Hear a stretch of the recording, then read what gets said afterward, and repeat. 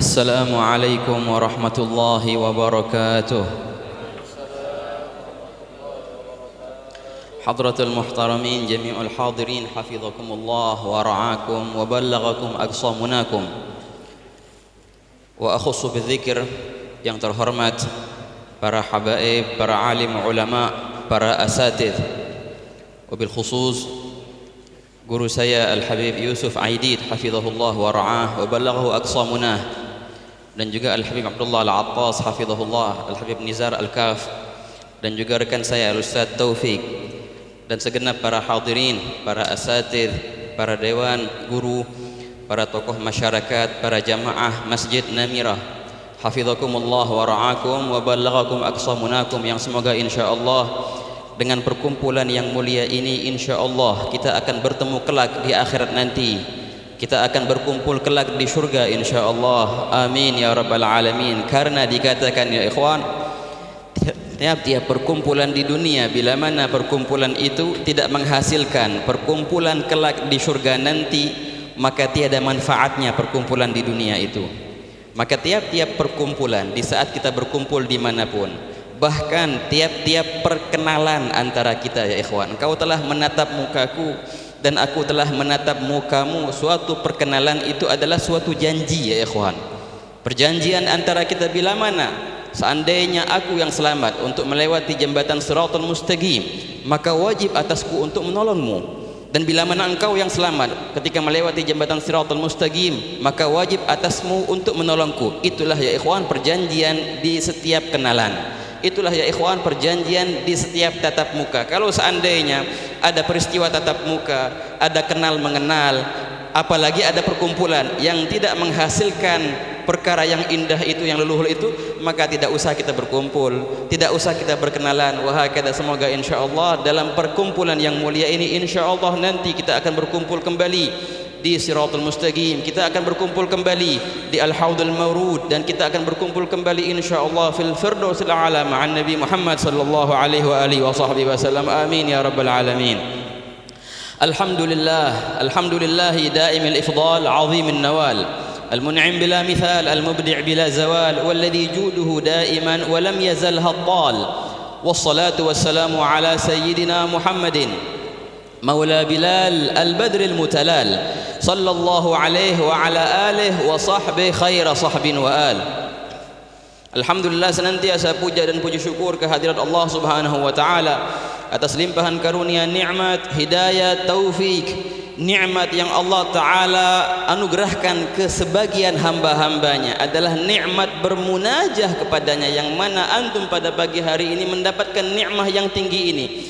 Antum alhamdulillah ya ikhwan berkumpul di tempat yang mulia ini, beriktikaf dari semenjak sebelum subuh, bermunajat kepada Allah taala dalam qiyamul lail. Nusibat li ahli al-munajah fi hundusul lail a'lam wasta'adzabu suhud wa amsau qiyam idnam manam.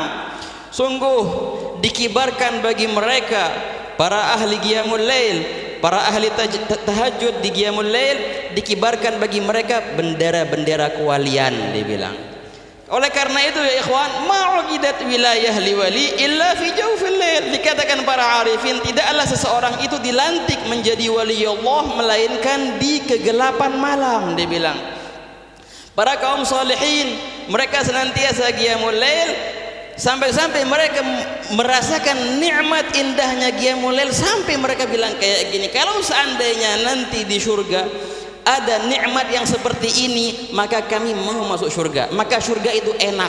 Tapi kalau seandainya di surga nanti kagak ada nikmat qiyamul lail, kalau seandainya di surga nanti enggak ada kebersamaan dengan Allah taala seperti di qiyamul lail, maka surga itu enggak nikmat. Memang sebenarnya ya ikhwan, hakikat daripada kenikmatan surga adalah yang seperti itu, kedekatan bersama Allah yang di dunia ini kita bisa gapai itu ya ikhwan. Dengan apa? Dengan qiyamul lail. Wa hakadha ya ikhwan, Allah taala berfirman dalam hadits qudsi, kadzaba man idda'a mahabbati fa idza janna 'alaihi al-lailu nama 'anni alaysa kullu muhibbin yuhibbu an yakhlu bi habibih. Sungguh berdusta mereka yang mengaku cinta kepadaku, kata Allah taala, namun ketika datang kegelapan malam ia meninggalkanku dengan tidurnya. Bukankah, kata Allah taala, bukankah orang yang mencintai suka berduaan dengan yang ia cintai? Mau nggak kita berpacaran? Pacaran sama siapa? Pacaran sama Allah. Pernah nggak kenal kalimat ini, ikhwan? Bermesraan dengan Allah, pacaran sama Allah, berdua-duaan dengan Allah. Alangkah indahnya peristiwa itu ya ikhwan. Ketika engkau tinggalkan tempat tidurmu, bermujahadah, berusaha, ngantuk iya, letih iya, tapi engkau tinggalkan semua itu demi sang kekasih yang satu ini, Allah Subhanahu wa taala. Engkau tinggalkan semua itu, engkau wudu dalam kegelapan malam, engkau berdoa dengannya, engkau curhat kepada Allah, kemudian engkau meneteskan dua air mata. Sungguh wadam'at jabal ajal min jabal, wadam'at wajal ajal min jabal. Dia bilang, tetesan air mata yang diteteskan di malam hari karena rindu kepada Allah, pahalanya ya ikhwan melebihi daripada ente sedekah segunung Uhud emas. Sedekah segunung Uhud dengan emas pahalanya lebih kurang daripada tetesan air mata di malam hari dengan munajat kepada Allah Subhanahu wa taala. Nikmat yang luar biasa ya ikhwan, nikmat dan nikmat. Wa hakadha qiyamul lail. Aslafuna salihin, salaf kita ya ikhwan, guru-guru kita senantiasa mereka mendidik anak-anaknya untuk qiyamul lail ini. Dibilang bukan semenjak mereka masih kecil, mereka didik waktu anak-anak mereka masih kecil, bahkan sebelum itu ya ikhwan. Diceritakan dari Al-Habib Muhammad bin Ahmad Al-Muhdar, ketika beliau mendidik anak-anak beliau untuk senantiasa untuk qiyamul lail, beliau didik anak mereka sejak kapan? Sejak SD, sejak TK, sebelumnya. Sejak kapan lalu? Semenjak anak-anak beliau masih berada di kandungan istrinya. Jadi, kalau jam 3 malam, jam setengah 4 malam beliau bangun malam tuh, dia sama keluarganya, sama istrinya, diketuk perut istrinya itu, la ilaha illallah, wahai anakku bangun, la ilaha illallah Muhammad Rasulullah. Kayak gitu dibangunin. Ini bocah di mana? Masih di rahim, di perut, bangun kayak gitu. Tuh bocah lahir jam 3:30 nggak boleh tidur, jam 3:30 disusuin sama ibunya, pokoknya nggak boleh tidur. Gede sedikit tuh bocah, jam 3, jam 3:30 dibangunin, kasih mainan terus gitu. Terbiasalah anak itu untuk qiyamul lail semenjak dia masih kecil, bahkan semenjak dia berada di perut ibunya. Begitulah para aslafun shalihin, mereka mendidik anak-anak mereka untuk qiyamul lail. Walhamdulillah, inilah yang nikmat yang antum dapatkan sekarang, nikmat yang sangat mahal ya ikhwan. Allah taala tidak memilih sembarang hamba-hambanya untuk bermunajat kepadanya. Allah taala enggak mau berduaan dengan sembarang orang. Allah taala mau berduaan dengan kekasihnya. Alhamdulillah, hadhihi alamatul mahabbah. Alhamdulillah. Qiyamul lail, bermunajat fi qiyamul lail, kemudian salat berjamaah. Alhamdulillah ya ikhwan, man shalla al-fajr fi jamaah fa ka'annama qama al-lail kulluh, man shalla al-isya fi jamaah fa ka'annama qama nisful lail. Nabi sallallahu alaihi wasallam bersabda, barang siapa yang salat isya berjamaah, maka pahalanya seakan-akan dia telah bangun setengah malam dengan ibadahnya. Namun bila mana seandainya dia salat subuh pula berjamaah, sungguh dia telah menghidupkan malam seluruhnya dengan ibadah. Alhamdulillah. Bukan hanya itu, setelah qiyamul lail, setelah tahajud, kalian semua salat subuh berjamaah, kemudian kalian berzikir, salawat kepada Nabi SAW, mendengarkan ta'alim syariah sampai kapan? Sampai akan terbitnya matahari, sampai isyraq. Kemudian insyaallah kita akan salat 2 rakaat salat isyraq.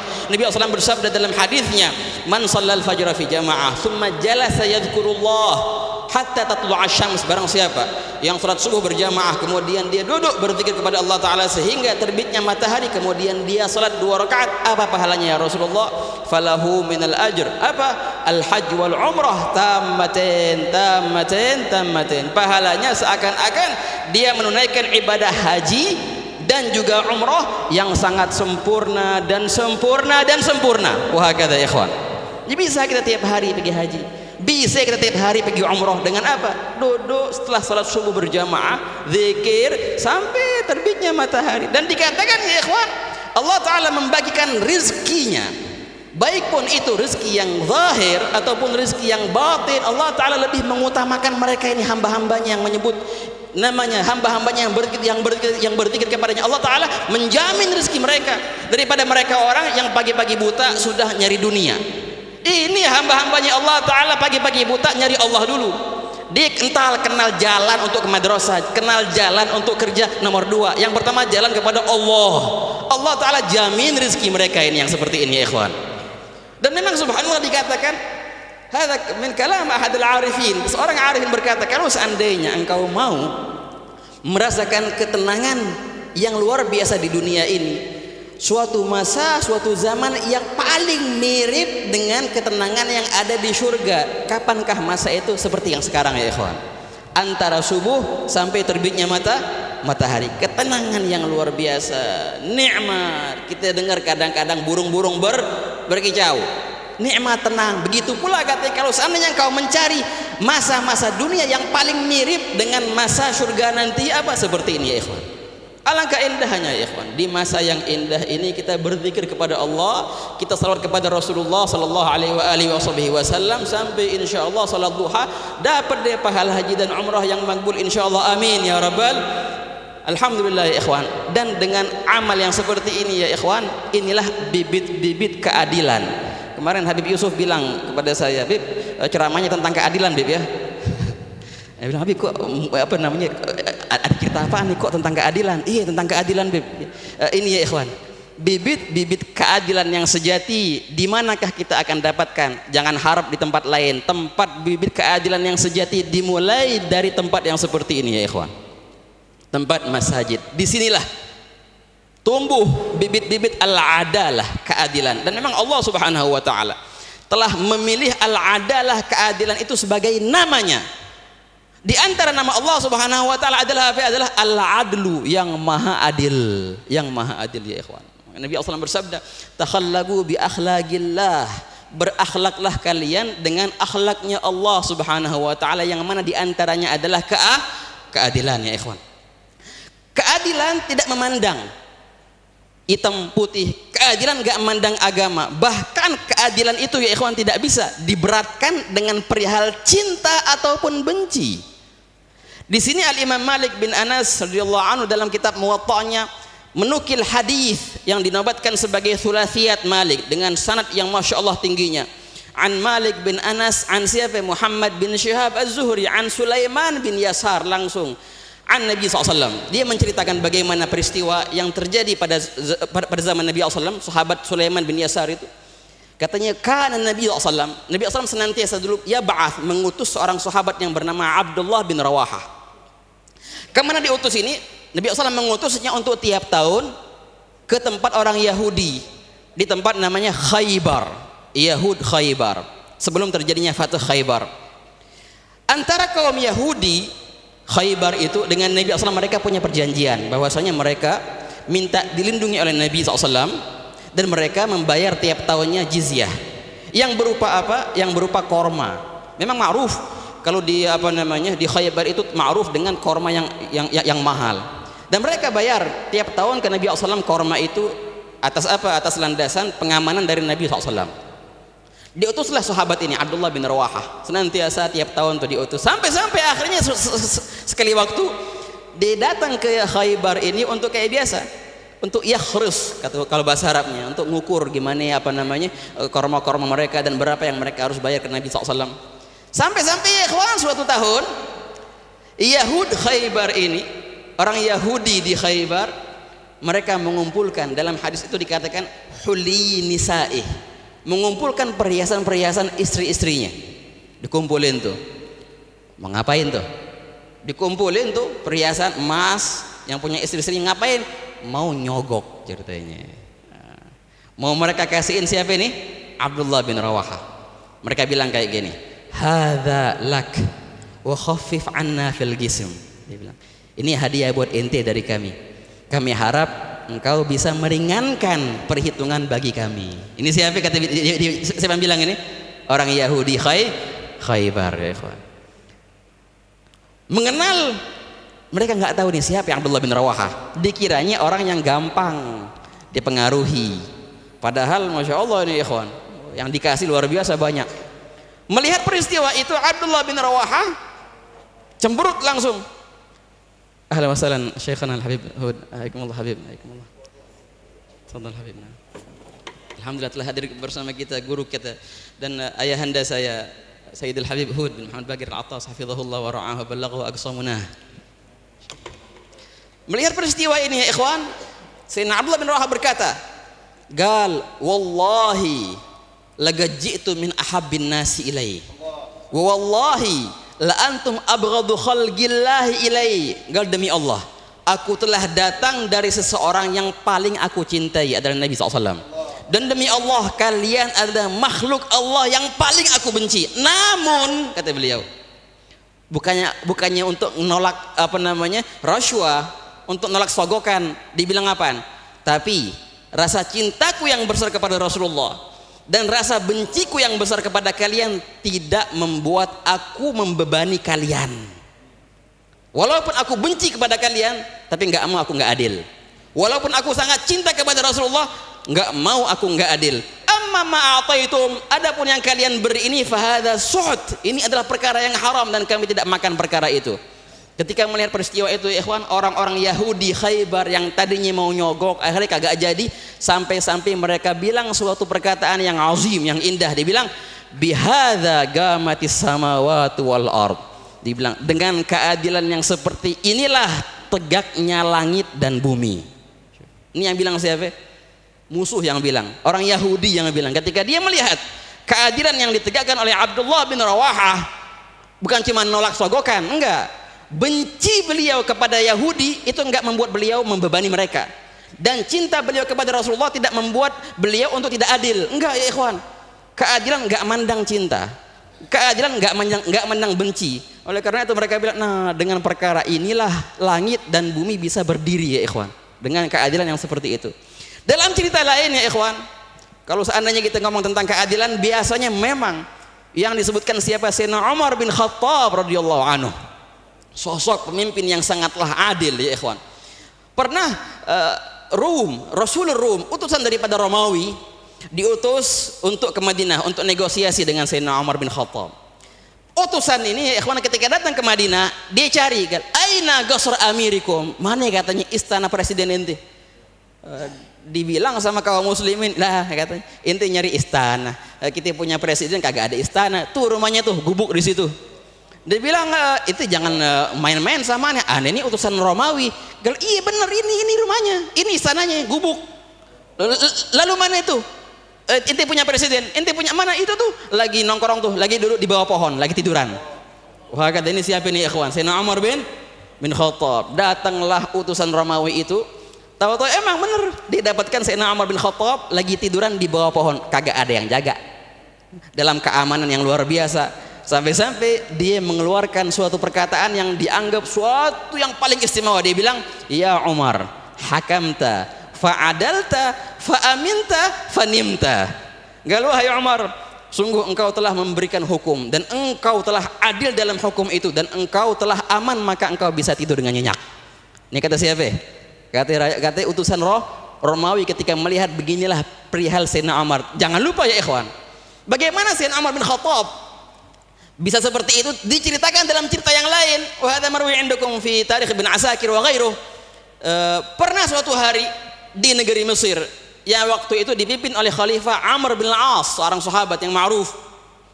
Dia punya anak Amr bin Al-As ini.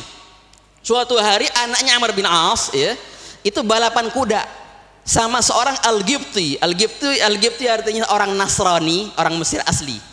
Orang Mesir asli yang Nasrani.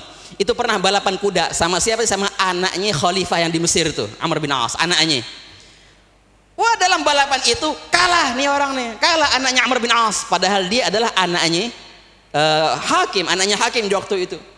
Merasa dikalahkan anaknya Amr bin As, kayaknya merasa dia dikucilkan. Masa yang menang orang Kristen, masa aku orang Muslim, ayahku sebagai khalifah masa aku kalah. Akhirnya dia marah, gara-gara dia kalah akhirnya dia marah, akhirnya dia ambil sabuk yang biasanya nyabuk kuda. Akhirnya gara-gara marahnya ya ikhwan, ini anak akhirnya kurang ajar. Akhirnya dia ngapain? Dia nyabuk musuhnya yang Kristen itu. Gal khudha wa anna ibnul akramin, katanya. Nih ambil lu, nih gue ini orang terhormat, walaupun kalah tapi terhormat, dia bilang kayak gitu. Kalau bahasa kita kan gengsi ya, gengsi nih anaknya Amr bin As. Gal khudha wa anna ibnul akramin. Kesian musuh yang barusan menang tadi, menang dalam balapan kuda ya ikhwan, balapan kuda. Si musuh ini ketika dipukul kayak gitu oleh anaknya presiden di waktu itu, wakil wilayah Mesir, dia nggak bisa balas. Ya gimana? Aneh mau balas pasti kena hukuman. Akhirnya gimana? Dia curhat sama abahnya akhirnya. Ini lihat bagaimana keadilannya Umar bin Khattab di waktu itu ya ikhwan. Dia curhat sama abahnya. Gak lah abah, aneh tadi balapan sama itu tuh anaknya anaknya Khalifah Amr bin As. Aneh menang, tapi kok aneh dipukul sama dia, merasa takut gitu. Ini paham abahnya nih. Oh tenang aja udah, kita bakal ngadu. Ngadu sama siapa? Sama Amir Mukminin yang di Madinah, Umar bin Khattab. Pergilah dua anak dan bapaknya ini mengadu perihal itu ke siapa? Ke Sayyidina Umar bin Khattab di Madinah. Sampai di Madinah ya ikhwan, dibilang ada apa? Kata Sayyidina Umar, kami kaum Nasrani, kami kaum Gibti dari Mesir. Oh tafadhol, ada apa? Ada keluhankah? Iya Sayyidina Umar, ini katanya anak saya balapan kuda sama anaknya Amr bin As dan anak saya menang, tapi kok anak saya dipukul. Ente balas nggak? Kata Sayyidina Umar. Enggak balas, nggak berani balas. Ya sudah tenang. Langsung ya ikhwan, ketika itu Sayyidina Umar bin Khattab ngirim surat ke Amr bin As yang di Mesir. Gal idza fatahtaha ma azamtu alaika ma fatahta hadhihi risalah illa wajitani bibnika. Wahai Amr bin As, ketika kau melihat suratku ini, langsung segeranya engkau kesini ke Madinah, engkau bersama anakmu. Dipanggil sama Sayyidina Umar ya ikhwan. Datang akhirnya. Ini siapa yang datang? Khalifahnya Mesir, Amr bin As. Datang berdua sama anaknya ke Madinah. Pas dia nyampe di majelis Sayyidina Umar, didapatkan itu orang Nasrani tadi, Al-Gibti tadi sama anaknya. Gak ada apa? Sayyidina Umar ngomong sama anaknya yang mukul tadi, anaknya Amr bin As, katanya, "As-sahih, apakah betul engkau mukul anak ini?" Ngaku enggak ente? Gal, iya betul. Ya, aku telah mukul anaknya. Kenapa? Apa salahnya? Enggak salah, tapi gengsi. Nah, gini katanya, sudah katanya. Mana cambukmu itu? Cambuk yang tadinya dia mukul orang Kristen ini, akhirnya dikasih ke orang Kristen itu, yang Gibti ini. Syuf ya Gibti, ini sekarang aku minta anakmu sekarang mukul anaknya Amr bin As. Pukul seperti dia memukulmu. Berdiri nih anak muda yang Nasrani ini, ngambil cambuk, akhirnya dipukul itu anaknya Amr bin As, dipukul. Cukup seperti itu? Enggak cukup. Belum. Kemudian wahai Gibti, engkau ayah sekarang, engkau ambil cambuk ini dan engkau puter-puterin cambuk ini di palanya Amr bin As. Dia bilang kayak gitu. Amr bin As bingung. Ya Sayyidina Umar, kalau anak aneh sudah dipukul tadi, aneh salahnya apaan? Kok aneh kena pukulan juga? Kata Sayyidina Umar, anak inti kagak berani untuk kurang ajar kayak gitu kecuali karena dia anakmu sebagai anak khalifah. Maka engkau pun pula harus diberikan pelajaran. Akhirnya orang Gibti ini ikhwan, pas abahnya mau ngambil cambukan itu, mau nyambuk Amr bin As, nggak tega katanya. Wah, kalau begini kita yang malu Sayyidina Umar. Cukup, ansoftana, sungguh engkau telah adil. Nah begitulah ya ikhwan, keadilannya Sayyidina Umar bin Khattab. Panjang ikhwan. Kalau seandainya kita membahas masalah keadilan, biasanya memang kalau seandainya masalah keadilan, langsung kita melihat orang lain, ya enggak? Wow, fulan itu enggak adil. Fulan, jangan jauh-jauh ya akhi. Jangan jauh-jauh ke orang lain dulu, mulai dengan dirimu dulu. Engkau pemimpin dan tiap-tiap kita adalah pemimpin. Kullukum ra'in wa kullukum mas'ulan an ra'iyati. Tiap-tiap kita adalah pemimpin ya ikhwan. Engkau pertama pemimpin atas tubuhmu. Ini prajuritmu nih, tangan, kaki, adillah dengan tubuhmu itu. Engkau yang sudah berkeluarga, pemimpin atas keluargamu, adillah dengan keluargamu. Engkau seorang direktur, seorang bos adalah pemimpin atas bawahannya, adillah dengan mereka. Sebelum kita mandang ke keadilan yang kita minta dari orang lain, tegakkanlah keadilan di dirimu ya ikhwan. Dan Al-Faqih di sini akan menutup dengan suatu cerita, dan memang ini mujarrab ya ikhwan. Dia bilang kalau seandainya terjadi perkara yang tidak kita inginkan, kezaliman contohnya, penindasan, sebelum kita menilai keluar, maka nilailah dulu diri kita sendiri ya ikhwan. Dan semua perihal kejayaan Islam dimulai dengan ini. Sebelum Islam berjaya secara zahir, memang dia sudah berjaya di dalamnya. Dan sebelum Islam pernah dihancurkan secara zahir, sungguh Islam pernah dihancurkan pula secara batin. Dan di sini, di akhir cerita ini diceritakan ikhwan, dan siapa yang nggak kenal, semua tahu negara Spanyol, ya enggak? Spanyol orang pada tahu semua. Yang dulunya sebagian daripada negara Spanyol itu dan Portugal adalah negara Islam yang bernama dengan apaan? Andalus. Wah kata ikhwan. Yang Andalus ini dibuka oleh siapa? Tariq bin Ziyad. Zaman hada fi khilaf fi ayam sahabat wa tabi'in. Masuklah para tabi'in ke Andalus dan menjadikan itu Andalus negeri-negeri Islam. Dan Andalus ini ya ikhwan, bertahan dalam kejayaan Islamnya selama 8 abad. Dan telah banyak ulama-ulama yang dikeluarkan oleh Andalus. Di antaranya siapa? Imam Ibnu Malik, pengarang Nahwu hadza Alfiyah. Dari mana? Dari Andalus. Ibnu Hazm juga dari Andalus. Siapa lagi? Jalaluddin Rumi dari Andalus ya ikhwan. Banyak ulama-ulama pentolan negeri sono. Tapi subhanallah dikatakan kok sekarang nggak ada lagi Islam di sono, hancur musnah ya ikhwan. Berkata guru kami Sayyidul Habib bilang, rahasia kenapa kok Islam pernah berjaya 8 abad di Andalus namun sekarang nggak ada bekas sama sekali. Namun kita lihat di negeri lain, contohnya Islam pernah berjaya di Turkiya, walaupun pernah ngilang tapi bangkit kembali. Kenapa ya ikhwan? Sayyidul Habib bilang rahasianya adalah dengan kuburannya dzurriyyah Rasulullah. Lihatlah di Andalus, ada nggak kuburannya dzurriyyah Rasulullah? Nggak ada. Tapi lihat di Turki, ada nggak kuburan dzurriyyah Rasulullah? Ada. Itulah paku-paku Islam kata Sayyidul Habib. Bila mana ada kejayaan Islam tapi nggak ada dzurriyyah Nabi di situ, ini kalau seandainya ngilang bakal ngilang selamanya. Tapi kalau seandainya ada paku-paku kuburan dzurriyyah Rasulullah, tenang aja, walaupun ngilang tapi bakal kembali. Apalagi Indonesia ya ikhwan. Alhamdulillah. Oke, jadi akhirnya apa ya ikhwan? Setelah 8 abad itu, akhirnya mereka para kaum Nasrani berkumpul kembali. Mereka bertarget untuk mengembalikan Andalus ini ke tangan mereka. Semua kumpulan, akhirnya semua mensiasati gimana caranya kita bisa mengembalikan Andalus ini. Katanya ayo kita mensurvei barang-barang deh, kita lihat bagaimana keadaan kaum muslimin di Andalus. Maka dikirimlah 2 mata-mata ya ikhwan, untuk lihat bagaimana keadaan Andalus. Dibilang 2 mata-mata itu pas masuk ke Andalus, mereka lihat kalau seandainya waktu salat itu pasar kosong, semua ramai ke masjid. Dan ketika mereka melihat keadaan Andalus itu, mereka nggak mendapatkan perempuan di jalan, kagak ada perempuan di jalan. Di masjid banyak halagat ta'lim, bahkan di pasar pun banyak halagat majelis ta'lim di pasar, bukan di masjid, di pasar banyak majelis ta'lim dibilang. Sampai-sampai di akhir cerita itu mereka bertemu dengan pemuda, anak kecil yang nangis. Nemu anak kecil yang nangis. Dibilang, Tong, kenapa lu nangis? Ada apaan? Dikira mungkin abahnya kagak beliin mainan, gagak katanya. Maaf, saya nggak nangis karena itu. Lalu kenapa engkau nangis? Ada apaan kok nangis? Nangis beneran nangis. Dibilang tadi ane lihat ada 2 burung. Ane ambil 1 batu, ane mau timpuk 2 burung itu dengan 1 batu. Tahu-tahu kena 1, yang satunya terbang. Jadi nggak bisa ane nimpuk 2 burung dengan 1 batu. Dibilang sama yang orang mata-mata itu, ya jelas susah itu. Emang kenapa emang kok nangis? Iya, kalau seandainya saya tidak mampu untuk nimpuk 2 burung dengan 1 batu, maka sungguh saya tidak cocok untuk di barisan jihad Islam, dia bilang. Ini pikiran siapa? Anak kecil. Sudah mau kayak gitu.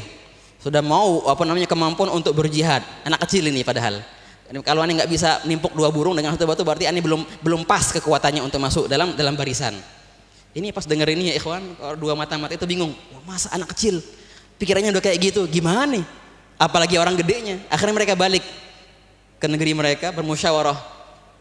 Dibilang ini kita lihat keadaan muslimin gini dan kita mendapatkan anak kecil yang nangis diceritakan. Akhirnya dibilang kalau kayak gini kita nggak bakal menang kalau ngelawan orang muslimin dalam keadaan seperti ini.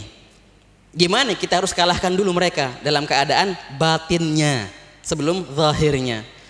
Panjang cerita musyawarah, akhirnya mereka sepakat untuk memerangi kaum muslimin bukan dengan perang yang zahir tapi perang moral ya ikhwan, perang akhlak. Apa yang mereka buat? Simple, sangat simple. Mereka kirim perempuan-perempuan. Tadinya dikirim perempuan-perempuan yang tutup aurat, berhijab, muslimah, nyamannya muslimah, tapi sudah nyampe sono buka sedikit-dikit dari auratnya. Itu taktik mereka tuh. Dibuka kakinya dikit, habis itu buka tangannya, sedikit buka mukanya, buka rambutnya.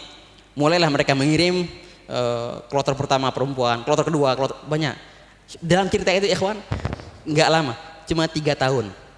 3 tahun mereka mulai taktik mereka itu, dan kemudian setelah 3 tahun mereka kirim 2 mata-mata itu kembali ke Andalus. Pas 2 mata-mata itu nyampe ke Andalus, dalam cerita itu Andalus sudah terbagi menjadi 22 provinsi yang setiap provinsi merangi provinsi yang lain.